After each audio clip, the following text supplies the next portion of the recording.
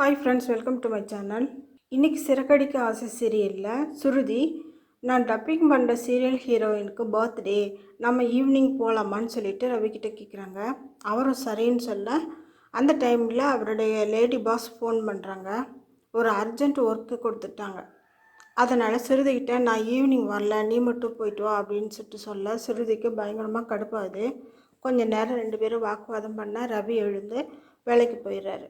அடுத்து பார்த்திங்கன்னா, பர்த்டே பார்ட்டிக்கு சுருதி போக அந்த சீரியல் ஹீரோயின் அவங்க அம்மா எல்லோரும் சுருதியை அவங்களோட குரல் ரொம்ப சூப்பராக இருக்குன்னு சொல்லிட்டு பாராட்டுறாங்க.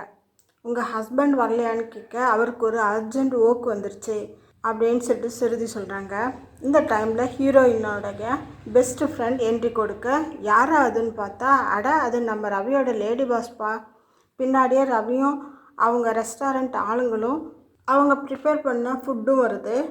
அதை பார்த்தோன்னே நமக்கு தோணிடுச்சு, ரவி மாட்டிக்கிட்டடா பம்பரக்கட்ட மண்டையான்னு. சரின்னு எல்லாரும் கேக் வெட்ட போகும்போது லேடி பாஸ் சுருதியை பார்த்துறாங்க. ரவி, உங்கள் ஒய்ஃபும் வந்திருக்காங்கப்பா அப்படின்னு சொல்ல ரவிக்கு சப்த நாடியும் ஒரு நிமிஷம் அடங்கிருச்சு. பாவம், அந்த மனுஷனே ஒரு பயந்தாங்கொல்லி. இன்றைக்கி இதை எப்படி சமாளிக்க போகிறான்னு தெரியலையேன்னு சொல்லிட்டு ரவி முழிக்கிறாரு. கேக் வெட்டியதும் நைஸாக சுருதி அங்கேருந்து வெளியில் வர்றாங்க. பின்னாடியே வந்த ரவி நிலைமையை புரிய வைக்க முயற்சி பண்ணுறாரு. நம்ம சுருதிக்கு தான் 0% மெச்சூரிட்டி ஆச்சு. அவங்க வழக்கம் போல் புரியாமல் கத்திட்டு அங்கேருந்து போயிடறாங்க. பாவம்பா இந்த ரவின்னு நமக்கு தோணுது. அடுத்ததான் மீனா பூ கொடுக்க விஜயோட ஃப்ரெண்டு வீட்டுக்கு வராங்க. பூ ரொம்ப ஃப்ரெஷ்ஷாக இருக்குன்னு சொல்லிட்டு விஜயோட ஃப்ரெண்டு பாராட்டுறாங்க. விஜய் இப்போல்லாம் எனக்கு ஃபோனே பண்ணுறதில்ல தெரியுமா, நான் ஃபோன் பண்ணாலும் அவள் எடுக்க மாட்டேங்கிறா. நான் என்ன தப்பு பண்ணேன்?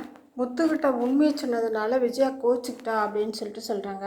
அதுக்கு மீனாவும் ஆறுதலாக பேச உடனே உருகி போனவங்க, பாரு மீனா, உன்ன மாதிரியே ரோஹிணியை நல்ல பொண்ணுதான் தெரியுமா.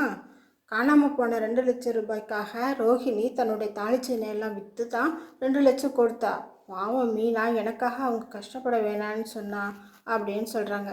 இதை கேட்ட மீனா, எனக்கா ஏன் அவங்க 2 லட்சம் ரூபாய் தரணும் அப்படின்னு சொல்லிட்டு குழப்பமாக கேட்குறாங்க.